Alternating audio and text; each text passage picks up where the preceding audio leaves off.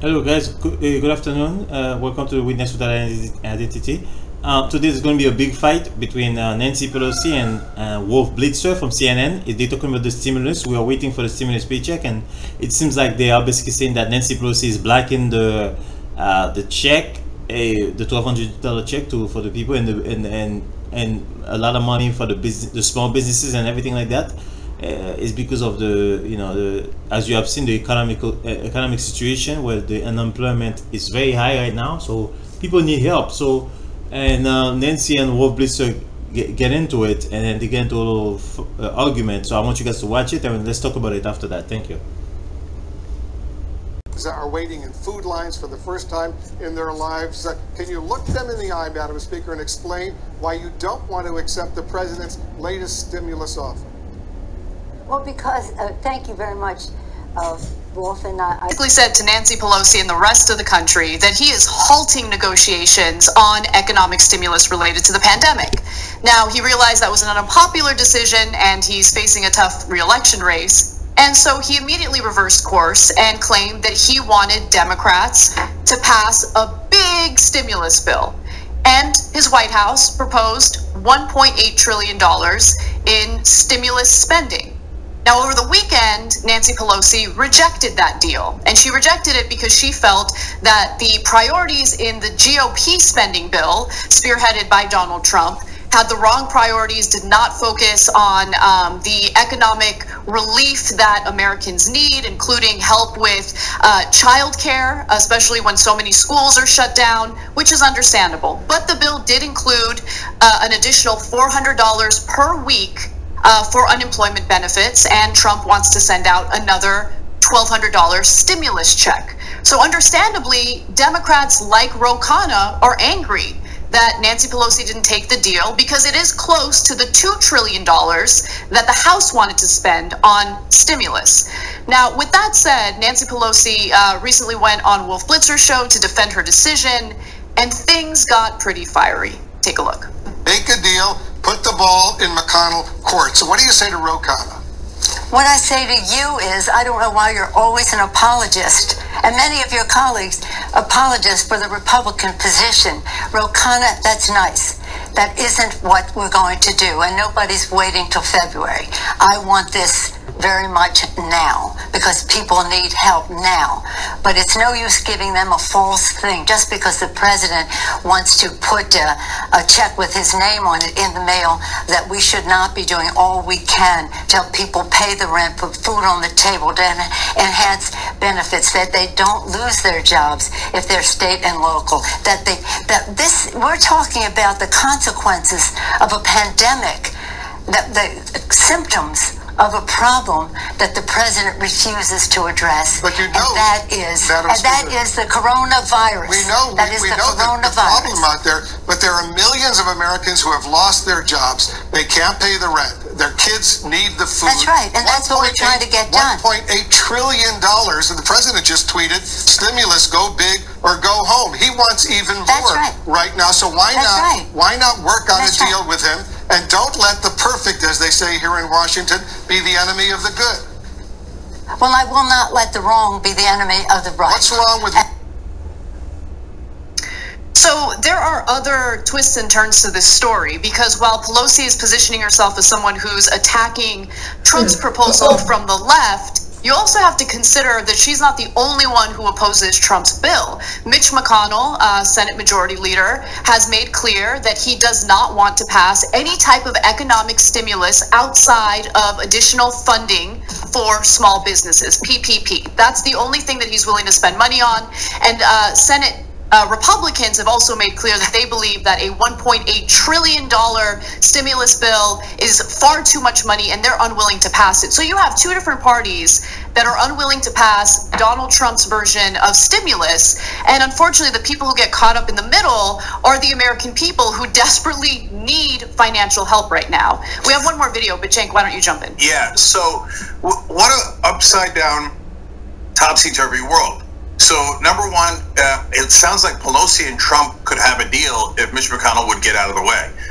Mitch McConnell's the one who doesn't want more money going to average Americans. He wants it going mainly, or almost exclusively, if he had it his way, to businesses. And because that's who Mitch McConnell gets his power from. He takes the voters of Kentucky for granted. He thinks these schleps always vote for me no matter what. I get my real power from corporate donors, so that's who I'm going to help. Trump, meanwhile, has his own reasons. It's not like he doesn't care about corporate donors, but he thinks, I want to send out a check with my name on it to everybody right before the election. So yeah, let's go even bigger. Who cares? It's like deficits. I've never cared about deficits. Look at the $2 trillion hole I put in the deficit with my giant tax cuts for the rich. And meanwhile, Pelosi and the Democrats want to get a deal to actually get both money to the average American worker, to the states, and yes, to some businesses, okay? So now that's the lay of the land. But there's one more topsy-turvy thing here, which is a progressive like Ro Khanna, who's the first Justice Democrat, saying, that deal's good enough, let's take it. And corporate Democrats going, no, I want a better deal. That almost never happens. It's usually the reverse, where Pelosi will take a terrible deal from McConnell, and Ro Khanna and others will be like, what'd you do? Why? Why did you take that terrible deal? So I have a theory on that, but I want to share it after we play the next clip. But I want to say one more thing, Anna. Yeah. I got to give credit to Pelosi here. We'll talk about whether she's right on the substance after the next clip, but for now, that is fiery. That is good fiery. That's what they should be doing every time. And I love that she said to Wolf Blitzer, you're reinforcing Republican framing. That's what we were asking for. Thank you for saying it. Yes, great. Yeah, I do like that she still has that fight in her, because we certainly haven't been seeing much of it during the so-called resistance. But one thing that I will also say before we go to the next clip is that I understand where Ro Khanna is coming from, because Americans are increasingly desperate right now. They have not received another round of stimulus, and so it's kind of weighing your options. And it looks like if Pelosi refuses to take the deal, well, then Americans aren't going to get stimulus. But again, the monkey wrench in all of that is that even if Pelosi accepts it, Senate Republicans have made clear, because they're so extreme in their ideology, that they do not want to offer more financial assistance to average, ordinary Americans. Let's watch the next clip. But let's not go into that. You evidently do not respect the chairman of the committees who wrote these bills. I respect all of you. And I wish you would respect the knowledge that goes into getting meeting the needs of the American people. But again, you've been on JAG defending the administration all this time with no knowledge of the difference between our two bills. And I thank you for giving me the opportunity to say that to you in person. All right, Madam Speaker, these are incredibly difficult times right now, and we'll leave it on that note. Thank you so much for joining us. We'll leave it on the vote that you are not right on this, Wolf, and I hate to say that to you. But I feel confident about it, and I feel confident about my colleagues, and I feel confidence in my chairs. It's not about me. It's about millions of Americans who can't put food on the table, who can't pay the rent.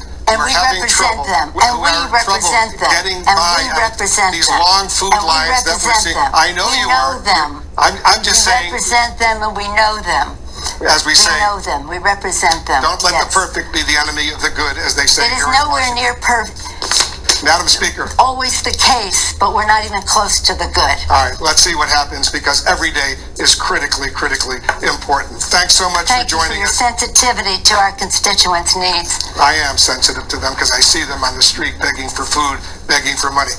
Madam Speaker, thank you so much. Have you fed them? We feed them. We feed them. We'll continue this conversation down the road for sure. We'll take a quick break. We'll be right back.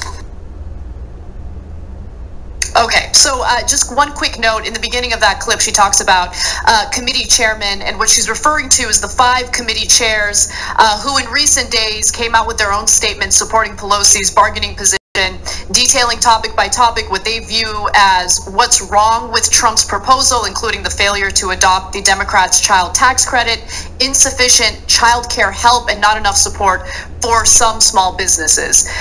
So look, I think those are legitimate concerns, but I also understand the perspective of Ro Khanna and other progressives who feel that we need to get economic, financial help in the hands of American people right now, right away. And also, there is some suspicion about what you're about to detail, Cenk, in terms of the motivating factors behind Nancy Pelosi's decision. So why don't we talk about that? Yeah. Look, man, this is the most topsy-turvy. Hello, how you doing? So this is what's going on, guys. You see the fight, right? and it's so there's two sides to the equation. Many people say that Nancy Pelosi is playing politics because she knows that if we allow Donald Trump to do this, he's going to print he's going to put his name on the check, and this is before the election, and this could boost his election chances. So they're not trying to give him that kind of like easy layup. But yeah, who knows? But it's quite interesting to see those people fight. But for me, the way I look at it is like, the people do need their money right away. It's a tough choice, because if you do not, let's say that she doesn't pass the stimulus bill with Donald Trump. Now, after the election, Trump find out that he lost. Do you think Trump's going to be motivated to pass the stimulus? He lost. He's not going to care about anybody. So we're going to be screwed. I think it's better to pass it before. That's just my view. But according to the Young Turk, they think it's better to hold, because you don't want Trump to win, and she got to play politics. I don't know what you guys think, but playing politics with people's life, it's not good, because there's people starving. There's people that they're gonna become homeless, and they might need the money. But it's a tough world we're living in, man. Have a good one. Subscribe to my channel. Thank you.